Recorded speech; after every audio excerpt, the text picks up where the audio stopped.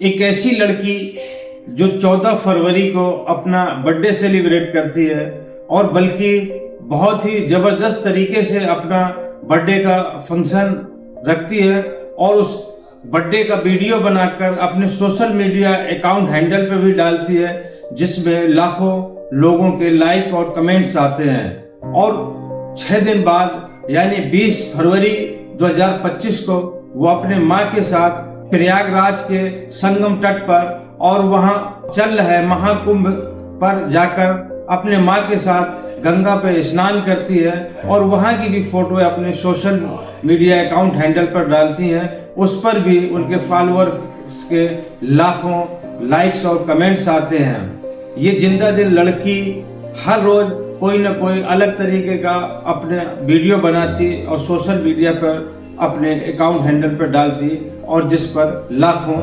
हजारों के हिसाब से लाइक्स और कमेंट्स आते हैं। और वही अपने माँ के साथ 24 फरवरी को प्रयागराज से वापस आती है और 27 फरवरी को अपनी माँ से कहती है कि माँ कल एक मेरा फंक्शन है, एक पार्टी प्रोग्राम है, उस पर रहूँगी और कल मैं आपसे बात नहीं कर पाऊंगी, बिजी रहूंगी और मेरा शायद फ़ोन भी नहीं लगेगा, लेकिन जैसे ही मैं फ्री होंगी मैं आपको फ़ोन कर लूँगी। और इतना कह के अपनी माँ से वो विदा ले लेती है, यानी कि वहाँ से चली जाती है। और पता चलता है कि 28 फरवरी ही बीता था और 1 मार्च को माँ के पास फ़ोन आ जाता है कि तुम्हारी बेटी की हत्या हो गई। इतना सुनते ही माँ कि पैरों तले जमीन खिसक जाती है और कहती है कि ये क्या हो गया। और जब उस लड़की की फोटो सोशल मीडिया में वायरल होती है, जिस लड़की की हत्या हुई है, तो वो चर्चा का विषय बन जाती है। दरअसल वो लड़की कोई आम लड़की नहीं बल्कि कांग्रेस पार्टी की एक महिला नेता थी और युवा नेता थी। और एक और उसकी तस्वीर साथ में वायरल होती है जो कि बहुत ज़्यादा वायरल होती है। और जो फोटो वायरल होती है वो फोटो राहुल गांधी के साथ में होती है और भारत जोड़ो यात्रा की वो फोटो होती है। ये लड़की हरियाणा के रोहतक से लेकर श्रीनगर तक राहुल गांधी के साथ चली थी, इसलिए ये लड़की खासी चर्चा में रहती है। और जब इस लड़की की हत्याकांड की चर्चा सोशल मीडिया पर आती है तो हर तरफ इसके चाहने वालों का मन दुखी हो जाता है। तो आखिरकार किसने की इस युवा महिला नेता की हत्या, इसके पीछे क्या है राज, माँ ने किस पर लगाया इल्जाम, भाई ने क्या कहा, इसके पीछे कहानी, वो सब हम आपको बताएंगे इसी वीडियो में। बस आप वीडियो के अंत तक बने रहें। तो आइए जानते हैं पूरी खबर को विस्तार से। आदाब, नमस्कार, मैं हूं नवीन खान। आज की जो सच्ची घटना कहानी है वो कहानी है हरियाणा प्रदेश के रोहतक जिले की। उसी रोहतक जिले का एक थाना लगता है सांपला और उसी सांपला थाने का एक बस स्टैंड है और बस स्टैंड के बगल से ही एक ओवर ब्रिज है और ओवर ब्रिज के बगल में कुछ झाड़ झक्काल है। लगभग सुबह 11 बजे का टाइम था और राहगीरों का वहां से आना जाना लगा होता है। और वहीं झाड़ियों के पास में एक सूटकेस पड़ा होता है जिस पर आने जाने वालों की नजर पड़ती है। लेकिन कुछ लोग वहां पर करीबन 11 बजे के आसपास कुछ लोग वहां इकट्ठे होते हैं और उन्हें शंका होती है कि इस पर शायद कुछ तो नहीं, ये लावारिस बैग किसका है और इस पे क्या हो सकता है। ये आपस में लोग वहां पर बातचीत कर रहे होते हैं और तभी वहां पुलिस को सूचना दी जाती है कि यहाँ पर एक लावारिस सूटकेस पड़ा हुआ है जिस पर कुछ भी होने की आशंका जताई जा रही है। तभी वहां सांपला थाने के एसएचओ और अपनी टीम के साथ मौके पर पहुंचते हैं और देखते हैं कि वहां पर एक ब्लैक कलर का बैग पड़ा हुआ है, सूटकेस है। जब सूटकेस को उसी पब्लिक के सामने जब खोला जाता है तो वहां कर खड़े लोग और पुलिस हक्का बक्का रह जाती है।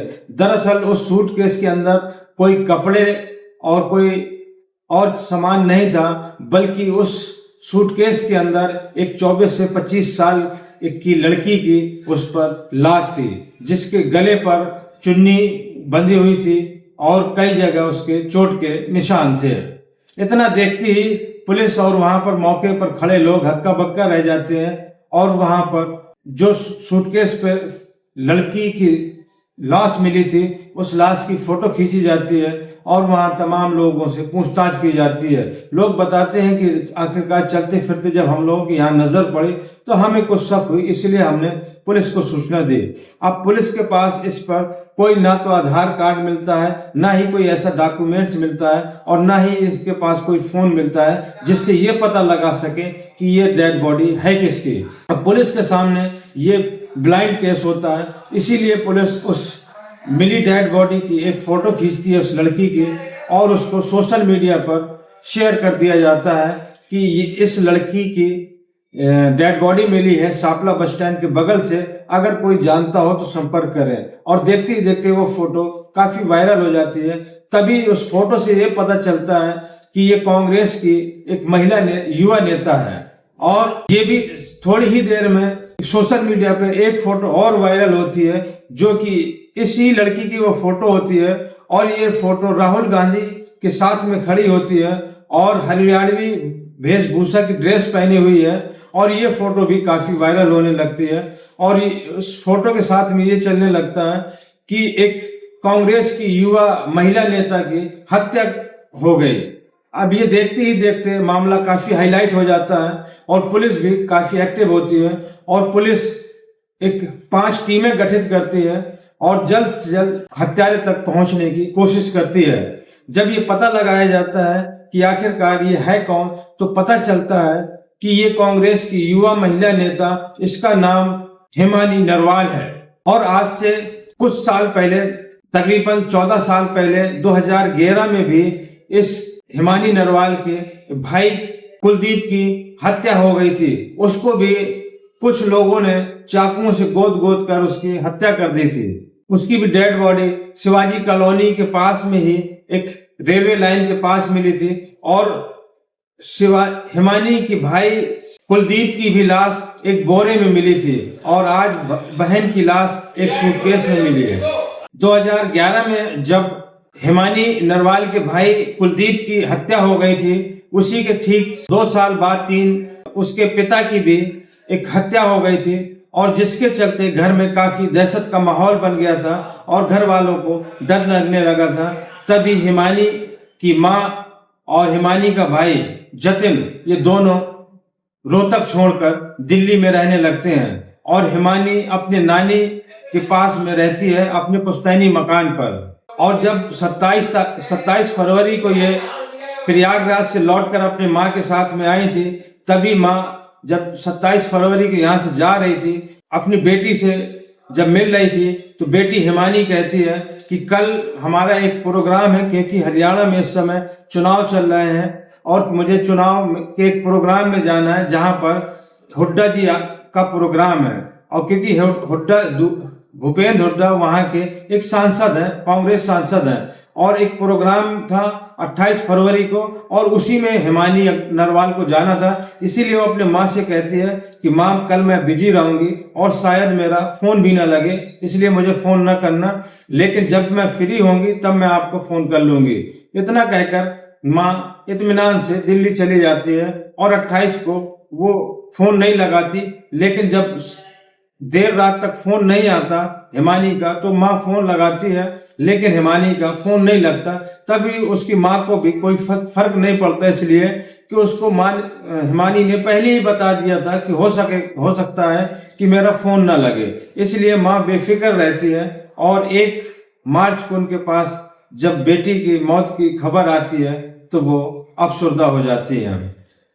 और वहीं पर जब कैमरे के सामने आती है तो मीडिया वाले उनसे पूछते हैं कि आखिरकार तुम्हें बेटी की कौन हत्या कर सकता है। इस पर उनकी माँ सविता देवी कहती हैं कि बस हमारी एक ही मांग है कि मेरी बेटी के हत्यारे बचना नहीं चाहिए और उन्हें फांसी की सजा होनी चाहिए। और जब उनसे पूछा गया कि आखिरकार तुम्हारी बेटी की किससे दुश्मनी थी, कौन हत्या कर सकता है, तभी वो कहती हैं कि मेरी बेटी की तो दुश्मनी किसी से नहीं थी, लेकिन मेरी बेटी बहुत ही कम उम्र में इतनी पॉपुलर हो गई थी कि पार्टी के तमाम लीडर ही उससे जलने लगे थे। और जब से, खासतौर से जब से वो भारत जोड़ो यात्रा में राहुल गांधी के साथ चली है, तब से और ज्यादा लोग जलने लगे थे। और मेरे घर पर तो कोई बाहरी आ ही नहीं सकता। और जिसने भी हत्या की है वो कहीं ना कहीं या तो पार्टी के अंदर का कोई लीडर है, या फिर कोई शिक्षक है, या फिर कोई हिमानी का स्कूली फ्रेंड है, क्योंकि बाहरी कोई मेरे घर नहीं आता था, ना ही किसी की इतनी हिम्मत होती थी। और मैं चाहती हूं कि जल्द से जल्द मेरे बेटी के कातिलों तक पुलिस पहुंचे और उसको फांसी की सजा दी जाए।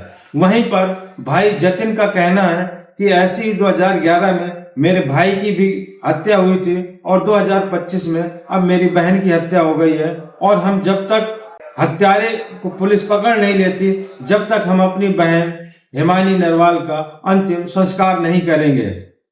अब ये पुलिस के लिए काफी बड़ी चुनौती हो जाती है, क्योंकि ये मामला काफी हाईलाइट होता है।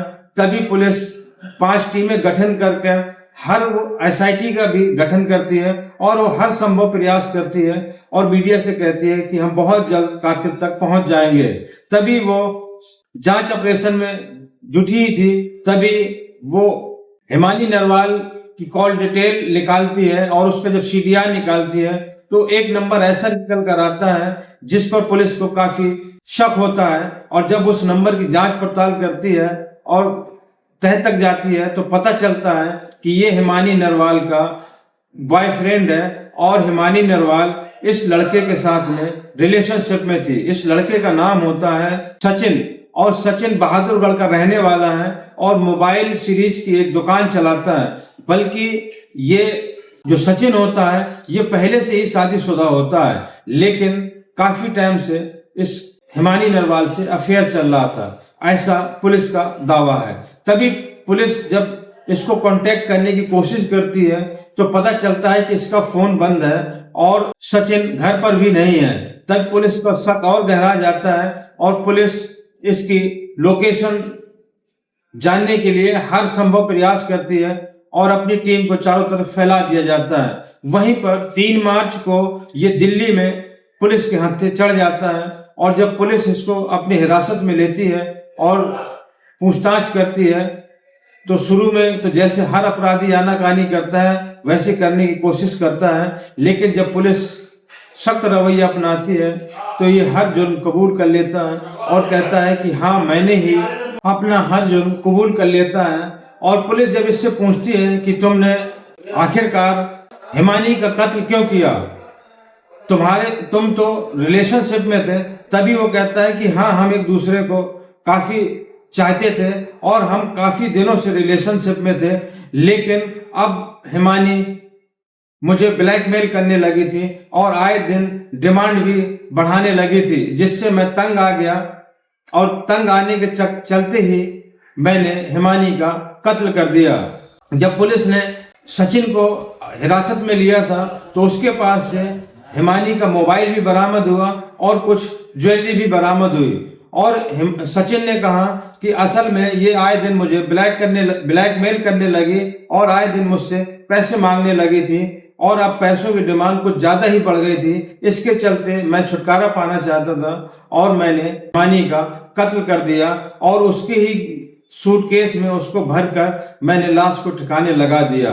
अब वो पुलिस की हिरासत में है, हालांकि पुलिस ने उसको जेल भेज दिया है, लेकिन पुलिस के सामने कई ऐसे मामले हैं जो अभी पूरी जांच पड़ताल करना चाहती है और ये जानना चाहती है कि इस कत्ल के पीछे और किसी का हाथ तो नहीं है या और कोई भी इस हत्या में शामिल तो नहीं है, क्योंकि कई ऐसे पहलू हैं जो अभी भी संदिग्ध बने हुए हैं। तो दोस्तों ये थी आज की सच्ची घटना की कहानी। ये घटनाक्रम सुनाने का मकसद किसी को आहत करना या किसी को परेशान करना नहीं, बल्कि आप लोगों तक सच पहुंचाना और आप लोगों को जागरूक करना है। तो दोस्तों अगर वीडियो अच्छा लगा हो तो ज्यादा से ज्यादा लाइक करें, सब्सक्राइब करें, और फेसबुक पर देख रहे हो तो पेज को फॉलो करें।